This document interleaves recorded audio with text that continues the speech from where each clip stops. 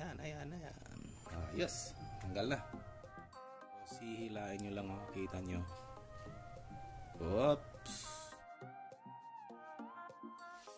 Kita nyo, transparent. Hello po mga ka-DIY, ito po ay isang simpleng video lang. Kanina bumibili ako ng hipon or malaking pasayan.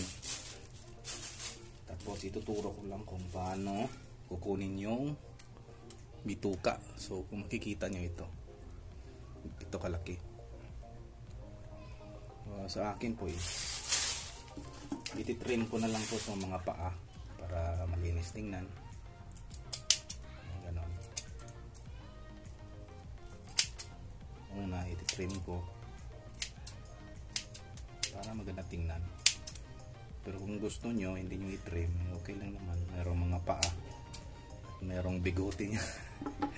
Yung malaking bigote ito. Ito ang video na to ay kung paano tatanggalin yung bituka ng isang hipon. So ang gagawin nyo is ito, may scissor kasi gagamitin ko to sa pag slice dito. Pwede naman hindi nyo isa-slice, depende po sa inyo, at gagamit lang kayo ng kahit anong ganito, parang toothpick. Pwedeng toothpick, pwedeng ito sa cellphone to gamit. At tapos sa last na part ng kanyang shell ay tutusukin yung pag ganito. Tapos hihilain nyo. Mas gusto ko pa itong yung scissor. Kita nyo, tingnan nyo, nakukuha niya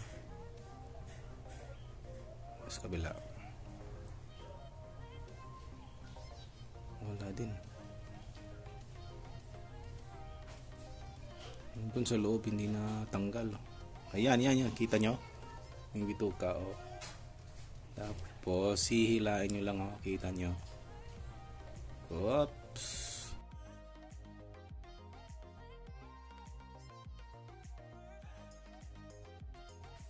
So ganoon lang po. Tapos ang style ko is para mag-open siya, magandang tingnan. Depende na po yan sa inyo kung gusto nyo lang ng hindi binubuksan, okay din lang naman. So ito, malinis na. Pili lang ako ng malaki kasi mas maganda yung malaki. Kuha ka lang ng pangtusok, tapos hihilain mo. Kapag putol ay hihilain mo. Kapag wala naman doon, pwede dito sa kabila, baka matry. Ayan, bituka sa loob. Kapag makikita mo, pwede mong hihilain ganon. Ayan, ayan, ayan, ayan. Yes, tanggal na. Tapos tsaka ako nahihiwain para hindi magkadurog-durog yung bituka. Diba? Magkakalat-kalat pa. Kakalat-kalat. Ano ba? So, ayan, malinis na pong tingnan sa loob.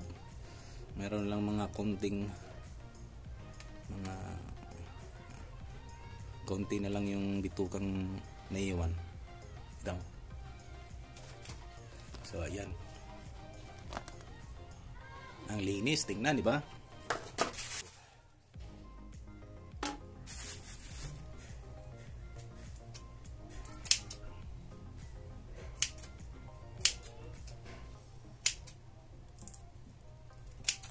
Putol yung mga paa.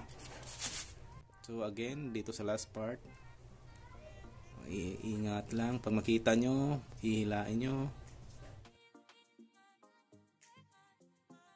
Kita nyo, transparent. Transparent yung niya, bituka, medyo gutom. Tsaka ko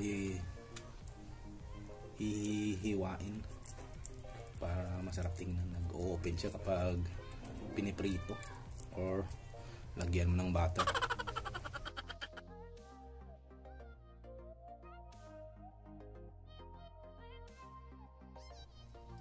Oops, pag naputol, tingnan mo sa loob. Baka may ano pa. Baka may chances pa. Yan, may chances talaga.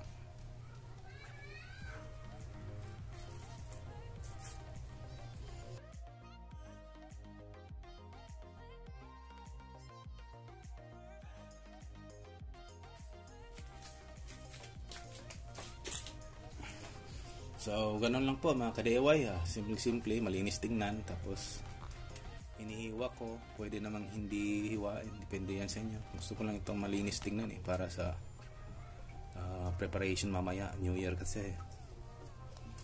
So, Happy New Year sa lahat. At kitang-kitan lang po tayo sa next na video.